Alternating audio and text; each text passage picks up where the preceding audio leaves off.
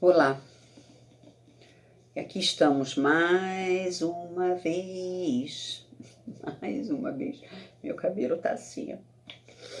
E eu aproveito que eu tô aqui, que eu quase não me olho no espelho, né? Eu aproveito que eu tô aqui e olho pra lá, né?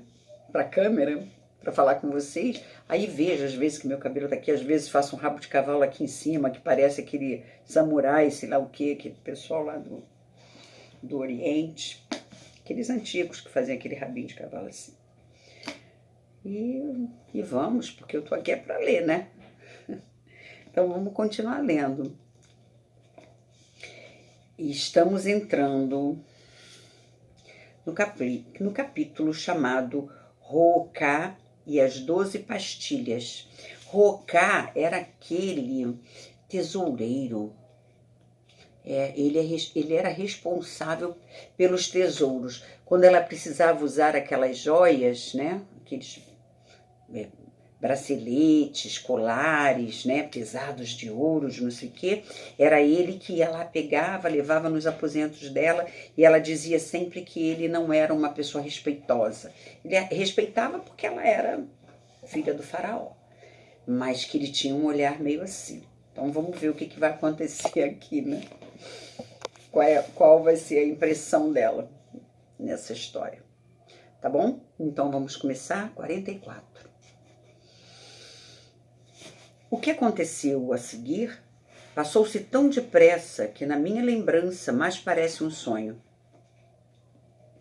Comecei a transmitir às pessoas que viviam à minha volta as verdades que havia aprendido com Ptahhotep no templo.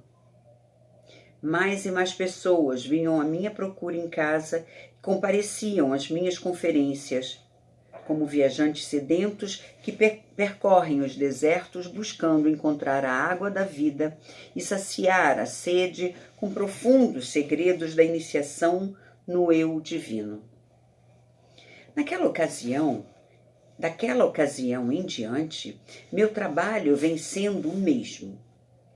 Estou no início de um caminho muito longo e na outra extremidade está a radiante figura tecida de luz. O eu cósmico criativo, esperando cada um e todos os viajantes de braços abertos. Estou ali e aponto o caminho para as inumeráveis ovelhas do rebanho, que buscam a luz e que caminham lado a lado, movendo-se devagar para a frente, sempre em direção à forma luminosa, da mesma maneira que vi na minha visão nos Dolomitas. Exteriormente, no mundo tridimensional do meu karma, que criou o meu caráter e meu destino, continuo seguindo de acordo com as leis do tempo e do espaço. Estou sozinha com minha tarefa, sem um guia de quem possa receber orientação, assim como qualquer um tem de ficar só se quiser se tornar um colaborador útil e independente, cheio de recursos e confiável para a realização da grande obra. Apenas em raros intervalos, quando alcancei o grande ponto de mutação da minha vida, recebi novamente uma ajuda e ordem dos poderes mais elevados que guiam o curso da Terra. Mesmo então, tive de resolver todos os meus problemas. No entanto, à medida que os anos passam, as coisas acontecem outra vez, como para me recordar de minhas experiências no Egito. Certa vez, viajei a um distante país que ainda não conhecia. Havia confirmado minha presença numa conferência internacional. Ali encontrei alguém que tinha conhecido no Egito. Depois da minha chegada, entrei num aposento em que um número convencionado de participantes já se encontrava reunido. Eu estava pensando em outras coisas, muito diferentes das minhas lembranças do Antigo Egito. Contudo, nessa sala, vi um homem que reconheci imediatamente e de alegre surpresa meu coração começou a bater com mais força. Tratava-se de Roca. O homem levantou-se e, embora eu me abstivesse de expressar surpresa, não movendo um único músculo, ele demonstrou a sua própria surpresa assim que olhou para mim. Então, curvou-se e se apresentou. Sou Ewalt Kinkley.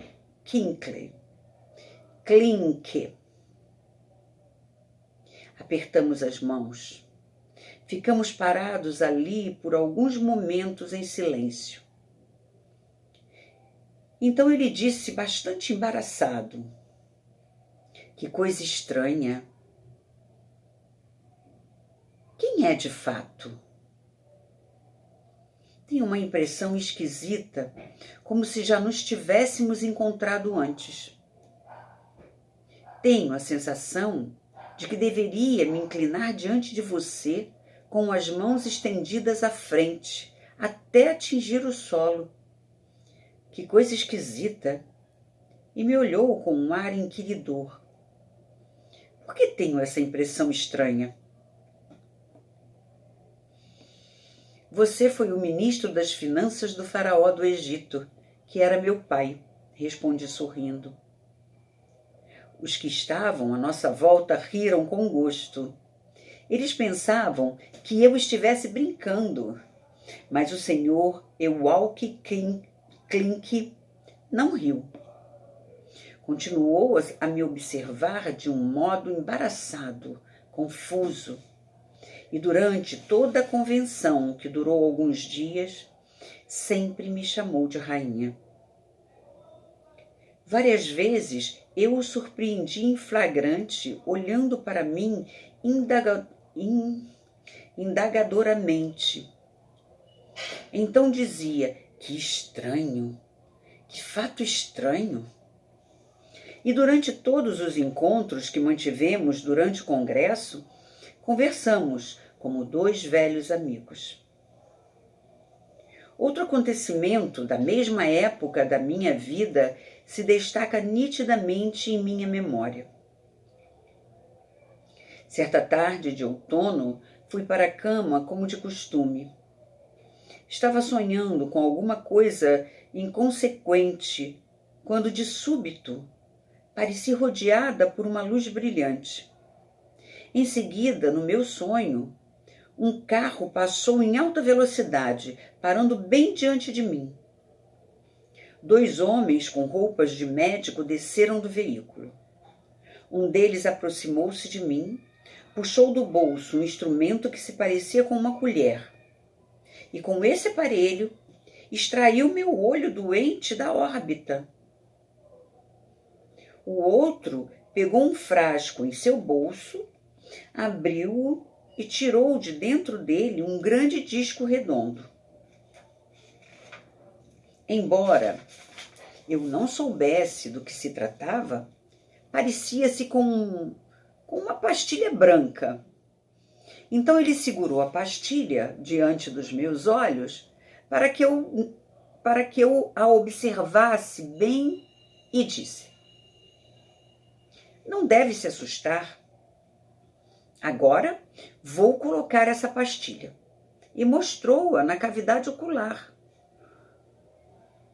Você usará 12 pastilhas iguais. Em seguida, lhe devolveremos o olho. Portanto, não se assuste pelo fato de aparentemente ter ficado cega dele.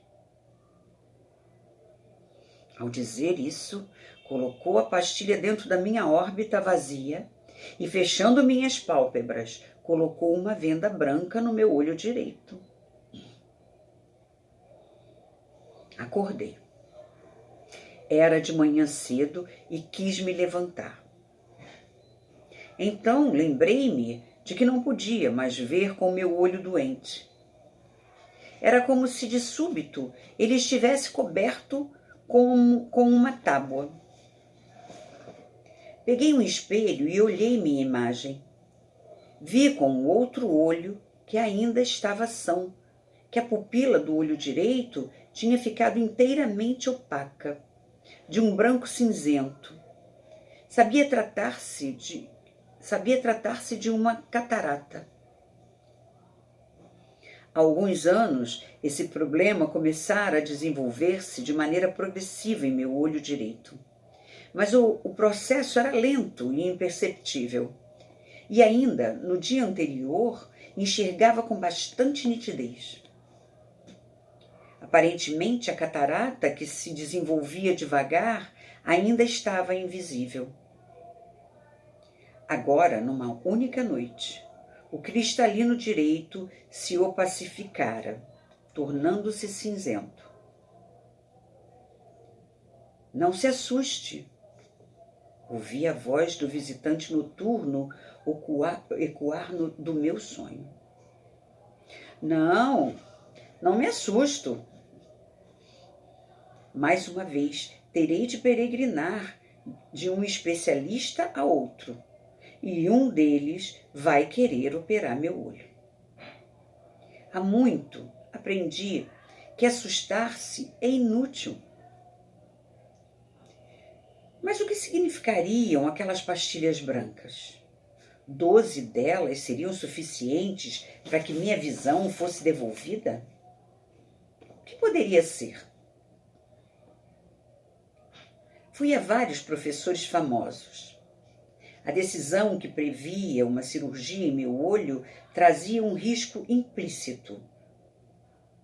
Por eu já estar com 35 anos de idade e por ser preciso retirar um pedaço de íris, o que daria à pupila um formato de um buraco de fechadura, meu olho não seria capaz de suportar a exposição à luz devido à pupila dilatada. Portanto, aconselhou-me a esperar e resolvi seguir o seu conselho. Continuei trabalhando, mas não podia me acostumar a executar minhas tarefas com um olho cego. A catarata me incomodava demais. Chegou o verão e, como de costume, fomos passar as férias com toda a família junto ao lago. Ali conheci um bispo católico que me recomendou ir a Viena para consultar um famoso oftalmologista, professor na cidade. O bispo conhecia pessoalmente. Ele usa técnicas diferentes da dos outros médicos, disse ele. Vá e peça a ele um conselho. Sou um servidor de Deus e talvez ele, com letra maiúscula ele, esteja lhe dando este conselho através da minha boca. Nessa ocasião, eu já tinha ouvido tantos conselhos sobre o meu olho que me tornara imune a eles. Mas as palavras do bispo, talvez ele esteja lhe dando este conselho através da minha boca, me causaram profunda impressão. Quando chegou o outono, meu pai me acompanhou até o professor vienense. Este recomendou uma operação de urgência. Terá de tirar essa horrível e incômoda catarata do seu olho tão rápido quanto for possível. Sem sombra de dúvida, mesmo psicologicamente, ela não é boa para você. Meu olho sofrerá muito por ser necessário cortar um pedaço da íris? Perguntei. Ele olhou para mim durante um longo tempo e fez um exame completo em mim, testando inclusive meus reflexos. Logo depois começou a falar sobre meu trabalho como escultora e fez toda a sorte de perguntas que nada tinham a ver com meu olho. Então, de súbito, ele disse: não vou cortar nenhum pedaço de sua íris. Pode ter certeza de que seu olho não se tornará sensível à luz. Nesse caso, faremos a operação tão rapidamente quanto possível, respondi. Uma semana mais tarde, eu estava no hospital preparando-me para a cirurgia que seria feita no dia seguinte. Era uma linda noite de outono e antes de me deitar, fui até a janela olhar aquela cidade tão bonita. Quando corri as cortinas, dei de frente com uma enorme e redonda lua cheia. No mesmo momento, reconheci surpresa a grande pastilha branca que o médico do meu sonho me mostrara naquela ocasião. Era a lua cheia. O médico havia dito: você usará 12 pastilhas. Com o coração disparado, fiz as contas. Quando eu tivera o sonho misterioso, era lua cheia. E desde então, haviam-se passado exatamente 12 fases dessa lua. Soube nesse momento que a cirurgia recuperaria o poder de visão do meu olho. Na manhã seguinte, eu estava deitada na mesa cirúrgica, na sala de operações, e num tempo incrivelmente curto, a cirurgia terminou. No meu olho cego, surgiu um lampejo de luz. Em seguida, vi uma mão forte diante do olho. O que a senhora está vendo? Ouvi a voz do professor. A sua mão abençoada, respondi. E logo em seguida, ambos os olhos foram vendados. Quando me levaram para fora da sala de cirurgia, ouvi o ruído de portas se abrindo e fechando, depois a voz baixa do meu pai. Como foi, Esther? Muito bem, papai, respondi. Estou enxergando. A operação da vista me fez passar por várias experiências interessantes. Mas a mais curiosa de todas foi a descoberta que fiz de que todas as vibrações que sentimos como luz só o são para olhos sadios. Caso contrário, trata-se de uma força violenta, capaz de abater um ser humano e até mesmo criaturas mais fortes. Tudo depende do relacionamento entre a sensibilidade cutânea de um ente vivo e a força da luz. Aconteceu o seguinte. Algumas horas depois da operação, o professor me visitou e disse: não se assuste.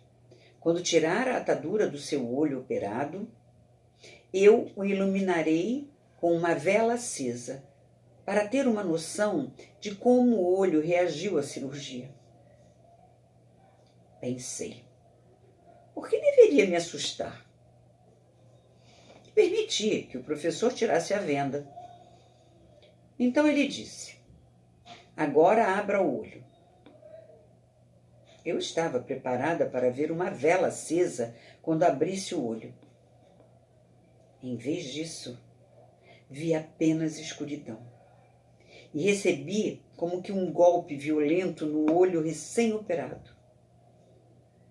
Atirei a cabeça para trás e fechei o olho imediatamente. Não podia compreender o que acontecera. Então ouvi o médico rir. Eu não disse que não era para se assustar?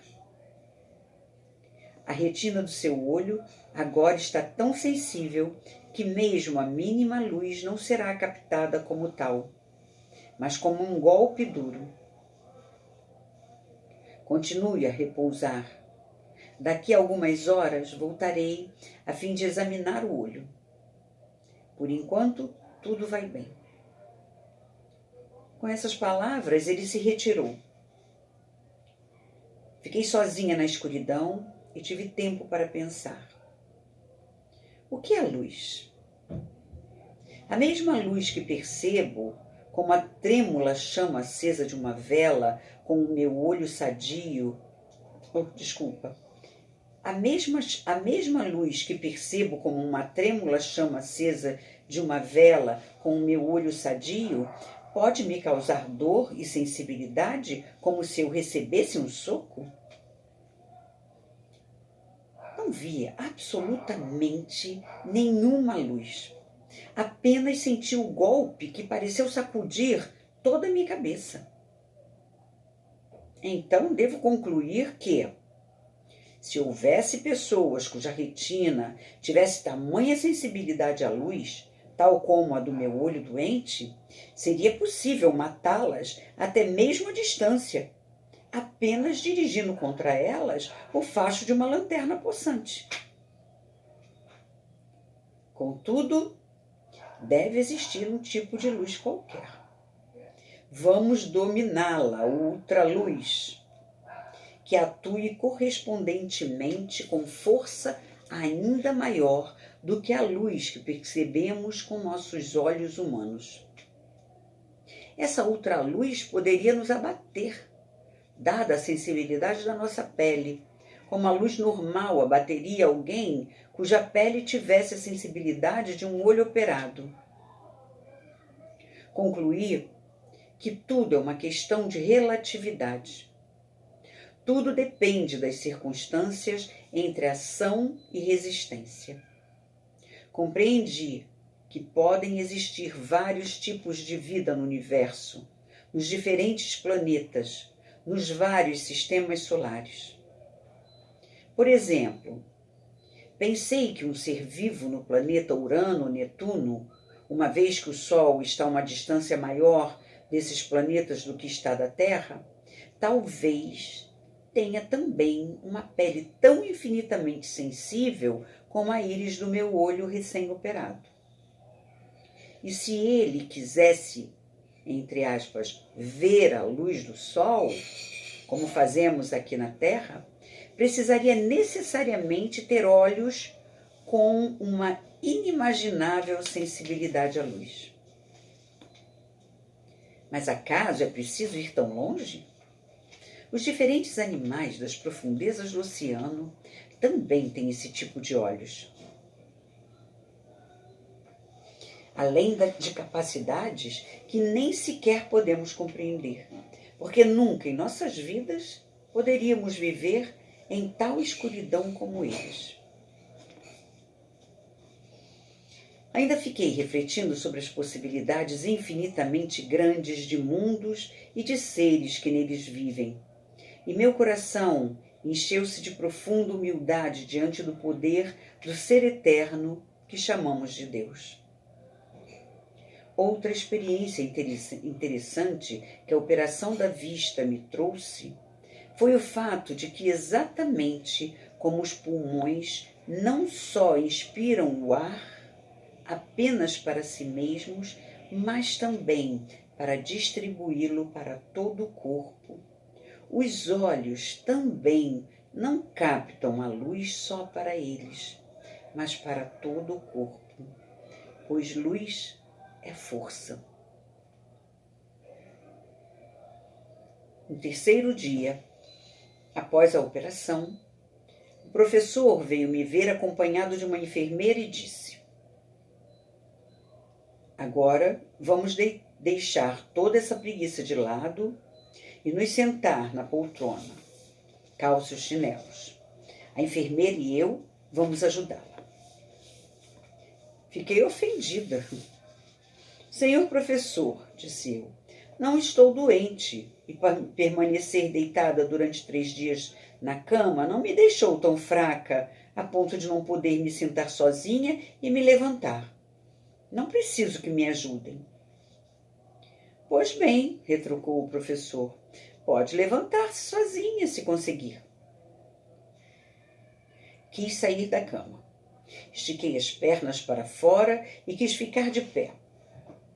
Nesse momento, tive uma grande surpresa. Meus pés e pernas estavam tão fracos, tão sem força, que eu teria caído se, no mesmo momento, mãos fortes não houvessem me amparado do lado direito e do lado esquerdo, ajudando-me a ficar ereta. Minhas pernas ficaram penduradas como 2 trapos inertes. Minha espinha dorsal também parecia estar fraquíssima, tanto que fiquei contente quando o professor e a enfermeira me permitiram sentar no divã. O que seria aquilo? Ouvi o riso do professor. Viu como não é possível levantar-se por si mesma? Esteve durante 3 dias na mais completa escuridão. E quando um ser humano fica de repente sem luz, ele perde as forças a tal ponto que não pode mais ficar de pé. Logo poderá abrir outra vez os olhos e em seguida recuperará as energias. Durante a guerra, nos preocupávamos muito com os pobres soldados que perdiam a visão. Não devido à cegueira propriamente dita, mas devido à total perda de forças inevitavelmente ligada a ela. A alma humana é tão bem construída que mesmo que ocorra a uma pessoa uma tragédia como a cegueira, ainda lhe será possível continuar viva, além de gozar de certas alegrias. Nossa maior preocupação, entretanto, era com o fato de esses homens jovens não poderem andar durante certo tempo. Não tínhamos condições de lhes devolver a luz. Contudo, por sorte, o corpo é elástico também, e com o passar do tempo, a pele assume a função de absorver toda a luz. Os primeiros tempos, porém, são de fato trágicos e terrivelmente difíceis. Toda a carência de forças por causa da falta de luz. Fiquei em silêncio. Desde que meu olho adoeceu, os cegos passaram a representar muita coisa para mim. Muito mais do que ao se pensar neles quando se tem olhos sadios. Agora, eu experimentara em mim mesma, o significado deste trecho bíblico. Os olhos são a lâmpada do corpo. Se os olhos não forem sãos, todo o corpo será luminoso. Se, porém, os olhos forem doentes, todo o corpo estará em trevas. Mateus 6, 22, 23. E meu coração se entristece ainda mais com o pensamento de que não basta aos homens que existam cegos por natureza. Eles mesmos fazem guerras, em que inumeráveis seres humanos sadios perdem a visão, sem falar nas demais mutilações. Quando a humanidade estará madura o bastante para não obedecer à tirania dos políticos que assinam inconscientemente declarações de guerra.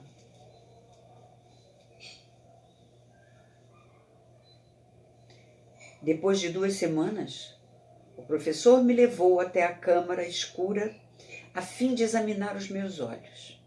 Ele me colocou algumas linhas bem diante da vista e pude ler tudo, até as letrinhas menores. Então, para minha indizível surpresa, o professor me agarrou em seus braços e me ergueu bem alto no ar, numa demonstração de sua alegria. Foi comovente ver um velho senhor perder o controle de tanto contentamento, embora eu não soubesse o que o deixara assim. Ele tornou a me colocar no chão e disse com o rosto radiante: a senhora sabia que só usamos a técnica com que a operamos em crianças ou jovens de até 20 anos?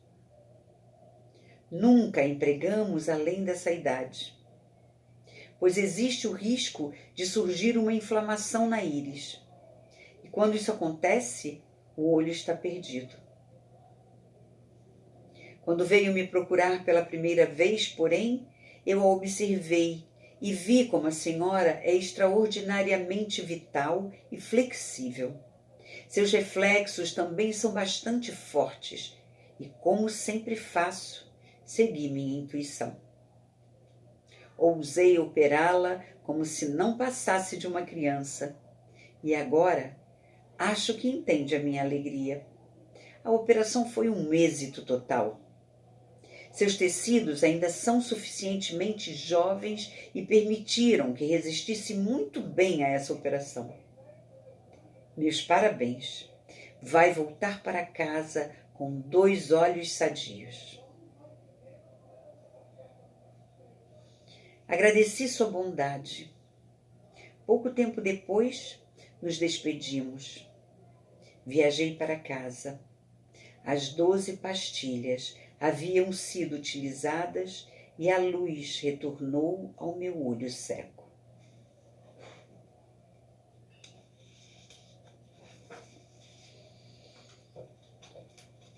Sim, acabou. 30 minutos, olha. Esse número 44 foi obediente. Então, gente, agora estamos vendo Esther retomando a vida dela, né? E tendo consciência de realmente quem ela era, quem ela foi, quem ela é, e vendo que todas são a mesma pessoa espiritual, né? Então, é isso. Temos a 45 e 46, e queria contar para vocês que a última leitura será de número 48. Então, teremos 45, 6, 7, 8. Mais 4 leituras, tá? Ficamos aqui. Um grande e afetuoso abraço para vocês todos. Fiquem bem. Se cuidem, fiquem em casa. Só saiam mesmo se for muito necessário. Não esqueçam de usar máscaras, por favor. Não coloquem mão no olhinho, na boquinha, no narizinho, falando igual criança, né? Lembrei que o médico tratou ela. É uma criança, fisicamente, né? Então, quando chegarem em casa, eu aqui em casa deixo um sprayzinho com água sanitária na porta, e para não deixar o sapato lá fora, né? O corredor é muito estreitinho. E eu borrifo a água sanitária em todo o meu calçado e entro. E borrifo no chão também e deixo o sapato em cima de um outro paninho, borrifando também. E depois corro pro banheiro. Não que eu seja apavorada não, porque eu não sou apavorada em hipótese alguma. Com nada disso. Aliás, com quase nada. Sobre essas coisas, né? Mas eu acho aquilo que ela falou aqui, a gente está vendo nesse livro todo o tempo, né? A fé que a gente tem que ter e o respeito, não só porque Deus é infinito, né, e de infinita bondade, mas ter respeito por esse corpo que nos foi dado como oportunidade de crescimento, né? Ter uma doença eventual, uma coisa que aconteceu geneticamente, e todo mundo adoece, a gente sabe disso, é uma coisa. Estar com uma pandemia nesse nível como o mundo inteiro está, e a gente abusar, não é nem desafiar o destino, é desafiar a Deus. É ser muito desobediente, não cuidar do corpo da gente.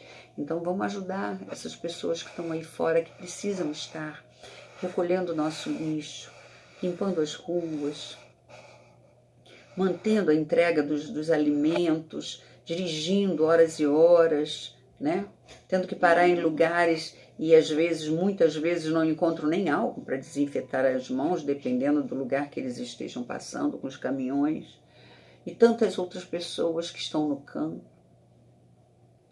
E, antes deles, a todo o reino vegetal e animal, né?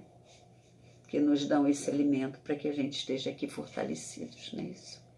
Então, gratidão a todos eles, aos médicos, enfermeiros, e vamos em frente.